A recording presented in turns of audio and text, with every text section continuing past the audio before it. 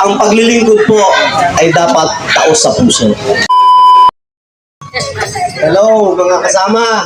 Unang-una, pasalamat sa Panginoon Diyos. Laging malalakas ang ating pangangatawan at sa mga supporters na naririto ng Team Noli, sa mga guardians po at sa ACRO, isang napakalaking pasasalamat na binibigay nyo araw-araw para sa amin. At sa lahat po ng naririto at sa mga taga-Sitio Ilaya po, isang pinagpalang araw sa inyo lahat. Sitio Pitonggata, Pinaglayo, Pinagtagpo, lahat na po ng naririto. Isang magandang araw po. Gaya po na sinasabi ng ating kasama si Lino Jimenez, ang paglilingkod po ay dapat taos sa puso. Hindi po natin gagawin ang paglilingkod ay pansarili. Kasi po, ako po ay nanungulan bilang isang kagawad din po ng tatlong termino na nakatapos po. Tapos nagtakbo po akong bilang kapitan at sinamahan nyo rin po ako. Kaya po, naramdaman ko na ako'y konsihal, kailangan din po ako ng ating kabarangay district.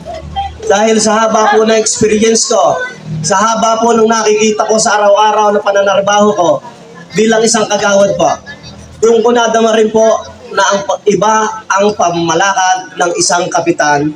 Kailangan po ang isang kapitan na humahawak sa isang barangay ay walang pinipili, walang itinatangi. Dapat po ay may malasakit sa bawat isang naninirahan sa barangay district. Yan po ay ginawa ko sa 5 taon po na aking panunungkulan ngayong termino ito. Kaya humihiling po ang inyong lingkod muli na sana ay muling pagbigyan ng ating mga kasamahan, ang Team Noli po. Dahil po wala pong hinangad ang inyong lingkod. Hindi po na hinangad ang kanyang sariling kapakanan para lang umunlad dahil maunlad na po ako. Ako po ay dati magtatabas ng tubo. Kasama ko dyan, sina paring Upong, sina paring Lani, si paring Ador. Hilador din po ako ng tubo. Sinuwerte lang po ako sa sipag at talagang nagtiwala sa kahirapan. Napagtapos ko po rin po ang aking anak bilang ngayon po ay nagtatrabaho sa Abu Dhabi ng isang HR director po ng isang shipping company sa Abu Dhabi po. At ang aking pong bunsong anak na lalaki po, isa pong, pangalawa ay bunso, ayun sa inyo eh. Ang aking ngayon pong bunso na si Mark Lester, kilala naman po ninyo. Titulado rin po, nakatapos po ng electrical engineer. Ngayon po, ang alwa na rin ang buhay. May pamilya na rin po. At meron din po ako natatanging isang maliit na anak po ng aking may bahay ngayon, si Kapitana Rosie, ang aking silitan. Pero nasa seguridad na rin po ang kanyang established na buhay. Yan po ay nagdaan sa akin dahil naikukwento ko sa inyo dahil po sa aking kahirapan. Ang isang magtatabas ng tubo, ang isang mananaad ng punta, ay talagang nakakaraos din pala rin ng ginhawa. Kaya mga kasama sa Sitio Ilaya at sa inyong lahat, huwag tayong mananatili na mawawala ng pag-asa, basta ang ating iisipin lagi ay ang ating pamilya na kung saan kahit sa dala ng kahirapan ay mapagtapos natin, ang mag-aani po ay ang ating bawat isang mga magulang. Sa mga naninirahan po dito sa Sitio Pinaglayo, mga borders po, ang inyong lingkod po bilang isang naging kapitan, 6:00 pa po napasok na. Kasi po may mga maaga pong nakakuha ng mga dokumento, kaya po kailangan 6:00 pa lang ang kapitan ay naandun na. Para matawagan na natin, ang pasok po kasi ng staff 8:00, pero ang kapitan po, bilang isang malasakit at magandang pakita sa atin lahat, 6:00 po, ang inyong kapitan ay naandun na. Wala po akong absent, maliban lang po siguro bagong taong Pasko. Kahit po holiday, naandun po kami kasama ko ang aking mga konsyal. Gaya po nung naging project po namin dito sa Ilaya, seguridad po ng mga borders.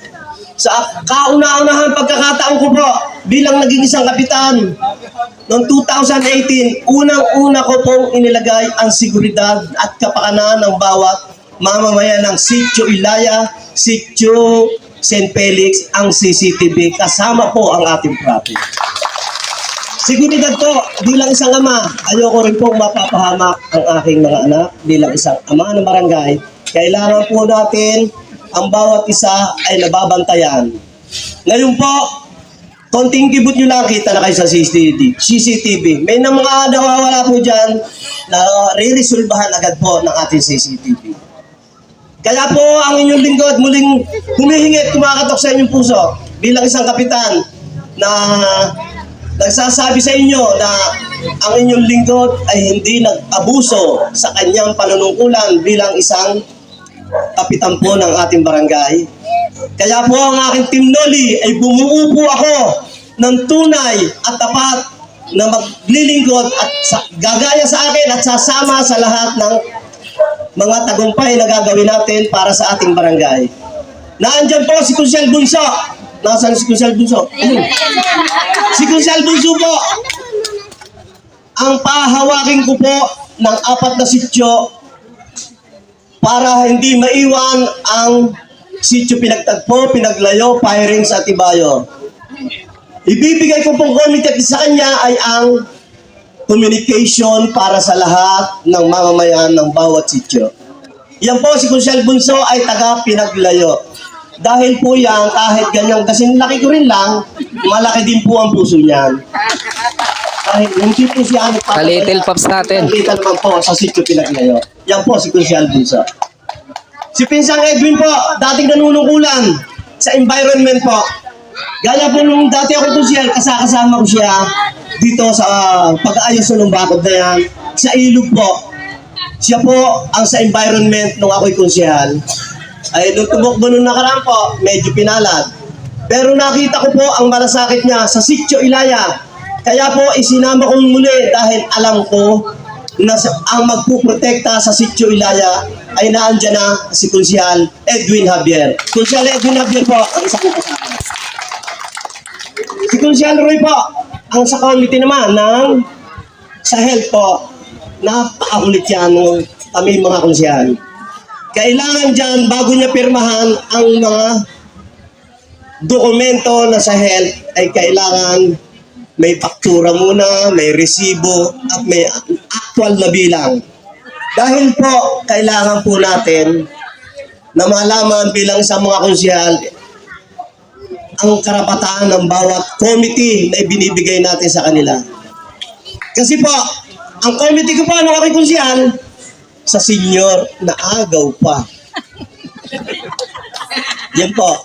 Kaya po, ang aking mga konsyahal ngayon, may kanya-kanya committee po yan na inilalaan ko para sa kanila. Si konsyahal po, Konsyahal Roylan Matampale ang mag-aano sa atin sa health.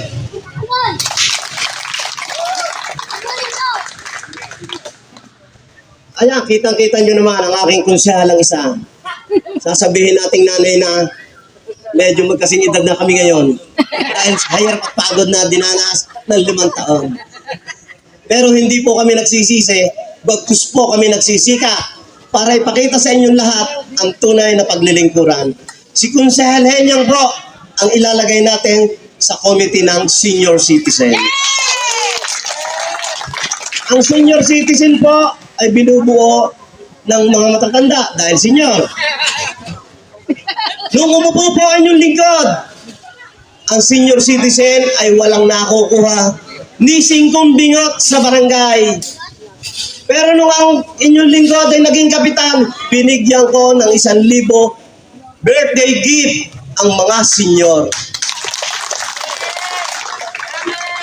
Yun po ay pinagkakaisahan ng sanggunian. Ngayon po, tuloy-tuloy na yan, madadagdagan pa. Hindi lang po ang senior, pati po ang PWD. Walang barangay na nagbigay sa senior. Barangay Dismo lang, mula akong umupo. Walang barangay na nagbigay sa PWD sa senior. Ang kinukuha nila ay 20% development ng senior citizen na 1%. Pero sa Dismo po, kusang loob pong ibinibigay ng ating mga konsiyahan. Hindi po nanggagaling sa kaban ng bayan yon, hindi po nanggagaling sa kaban ng barangay, kusang loob pong ibinibigay ng mga konsyahal. Dahil sa mungkahi po ng inyong lingkod na magkaroon ng kasiyahan ang bawat isa. Kaya po, si Konsyahal Henyang po, bilang isang senior citizen, pero malakas pa. Maaga pang naakyat sa akin, nalusong doon. Magaling pa. Kaya po, si Konsyala Henyang po ay muli na pagbigyan. Siya po ang hawak ng committee ng senior. Konsyala Henyang, yan ka pa. Ako, si Bibo. Si Bibong makulit po. Na kahit po nasa bahay, text ng text, tawag ng tawag, kahit ang anak ko po, ang Kapitan, may problema po. Yan po ang lagi sinasabi niya. May tao po rito, kailangan humingi ng tulong. May tao po rito, kailangan na pirma mo. May tao rito, may bibiling ganito. Isang text ko lang dyan, sasagutin yan, imbunahan mo muna. Kasi nga, kung pupunta pa sa akin ang hihingi ng tulong, medyo malalayo pa. Kaya po, si Kunsyal Bibo ang nasa proyekto. Yung CCTV, yan po, kasama rin siya sa paglagda ng pagpapagawa natin ng CCTV. Yan po si Kunsyal Bibo, madali rin itong lapitan. Napakapogi pa. Konting lang ang diferensya.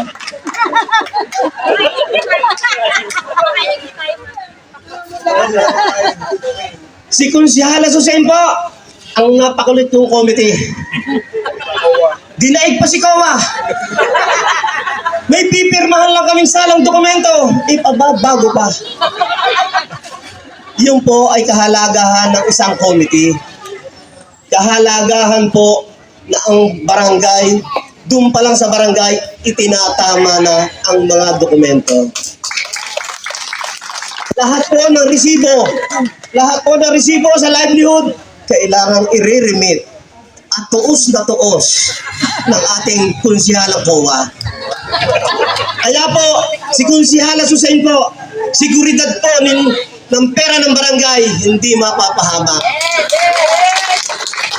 Siya rin po ang committee sa school po, ang kulit. Ang kulit talaga. Lahat po ng programa ng school, unang-una po ang service, ay lalo na po mga kay Ma'am Wing ngayon sa mga PTA. Pag itinext niya sa akin, hindi na ako makatanggi. Approve na lang ako ng approve. Kasi po, kailangan ng batang mag-aaral ng barangay mismo. Si Konsyala Susen po ay talagang dedicated po sa ating barangay. Hindi po tayo ililigaw niyan, hindi po tayo idadali sa masama. Dahil po, remit ng resibo. Bilang ang pera, ang ano pa man ngayon ay kulang lang ang budget natin. Dahil ang pasahod din natin ngayon, kulang 1 milyon. Nung nagdaan, hindi ko na mapapagitin, 400 pa. Kasi po, sinasabi ko sa inyo, ang pera ay pinag-iingatan. Ang pera ng barangay dapat may pinupuntahan. Hindi dapat kung sino-sino lang na nakaupo ang gumaganda at umuunlad ang buhay.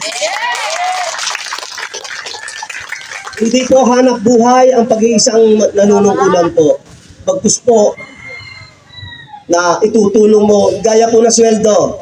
Pag susweldo po ang barangay, hindi kami makauwi. Hindi kami makauwi ng mga to. Tinatanong nila, may natira pa ba sa'yo? Pag sinabi ko, 3,000 na lang, kaya pa 500. Dahil po, binibigay natin sa mga walang makain din po. Lahat po yan kumakain ng bigas. 3 beses din po kumakain ang ating mga kabarangay. Yan po, ang panuntunan po ng sanggunian ngayon. Ang tumulong po, hindi magparangya sa kanilang buhay. Yan po si Konsyala Susen, ang ating mahigpit na kowa ng barangay. Si Konsyala Esing naman po, papasundo ka niyan. Kukuhanin ng susi na CCTV. Yung kwarto, ngayon po, ibinigay ko na sa kanya. Dahil may problema rito, may nanakawan, kailangan marisolba bago magliwanag. Obligado, kahit alas 5, napasok na ako. Dahil ang nagre-reklamo po ay isang kabarangay natin o isang borders, butante man o hindi, kailangan pagservisyuhan basta sa ating nasasakupan ng barangay mismo. Ang CCTV po, si Konsyala Esing po ay talagang maasahan nyo. Alas 6 pa rin yan. May dala ng kape sa akin. O, tigisa tayo. Queen Pacto. Ayan, sasabihin ko lang sasabihin. Patay ka kay Kapitana. Ayun na. Kasalanan. Ayan, kaya tinan nyo, medyo na kayo. Dahil sa akin kung saan lesing minsan. Sa kulit naman. Ito ang mga konsyel ko po, binubuo ko yan. Dahil po alam kong sila ang aking makakatuwang na hindi hanap buhay kundi maglingkod sa ating barangay. May kasama kaming inspiran. Huwag niyo isipin na ang Timnoli, meron din kami inspiran. Sino kaya? Yan, si Maring Minda. Iyan po, gusto rin maglingkod. Dahil kaya siya nasama sa atin, ay ang sinabi ko sa inyo naman, ang Team Noli walang kalaban. Ang Team Noli sama-sama tumutulong. Si Kunsyala Minda gusto rin maglingkod sa ating mga kabarangay. Dahil siya ay independenteng konsyal, gustong maglingkod, kaya po dito niya nakita ang malasakit na nakikita para sa ating barangay na hindi pang sarili, kundi para sa lahat. Kaya po, medyo ilan na po ang tagatulay. Kasi nga po, yung ating kasama si Junior Delphin, ang anak ko ay kinuha na ni Lord ngayon lang, kukuha lang. Kaya po nag-uwi si Mara Gerald, pina-assistan ko muna. Ang sabi ko sa kanila, huwag kami ang intindihin nyo, ang intindihin nyo ay ang mga anak niya. Ngayon, naando na, kinuha na yata ni Sion. Nakikiramay po ang buong Team Noli sa pagkamatay po ng aking inaanak na anak po ni Junior Delta. Kaya po muli, sa 27 po, ang COVID nagtiyatawag. At ang ating rally po, sa 28, inaanyayahan namin lahat kayo, mga taga-sityo. Huwag kayong mag-alala, hanggang kami ang naririto. Magtiwala kayo, wala kaming kinikilingan, wala kaming pinapanigan. Basta may problema, takbo lang sa barangay. Hindi nyo ako makakaligtaan. Wala si ka, naalis lang po ako pag may patawag ng DILG, patawag ng mayor. Yun po. Pero mula alas 6 po hanggang alas 5, nasa barangay po ako. Kaya po si Joy Laya ay talagang isa pa rin sa aking puso na kasama sa aking paglilingkuran. Kaya nga sinasabi, walang pinipili, walang sinisino na. Muli po, ang pagpapaalam po namin sa inyo lahat ay maraming salamat sa lahat ng supporters. Sa lahat ng dito po. Sa mga SK ko po, na 3 SK yan, nasa Team Kaisel po, kay Team Renzo, nandiyan po sila, ang ating mga SK na yan. Parang mas magagaling pa sa amin kung mag-isip. Si Team Lordin po, na may mga pasok lang talaga, isa pa rin talaga rin magaling sa kanilang paglilingkuran. Kasi po yung mga yan, walang pinipili, walang sinisino, lahat din ay kakampi. Kaya nga po, sabi ko sa kanila, tatanggalin na natin ang politikang bulok. Tatanggalin na natin ang politikang kanya-kanya. Ang kailangan natin sa barangay mismo ay tulong-tulong, sama-sama. Yun lang po, at magandang umaga po sa inyo lahat.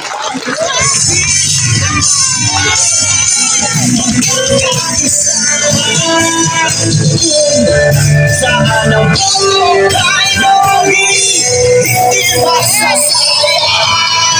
Tayo na tayo.